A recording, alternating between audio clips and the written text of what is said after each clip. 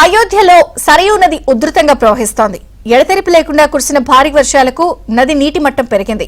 దీంతో పుణ్యస్నానాలకు దిగే భక్తులు అప్రమత్తంగా ఉండాలని అధికారులు హెచ్చరించారు.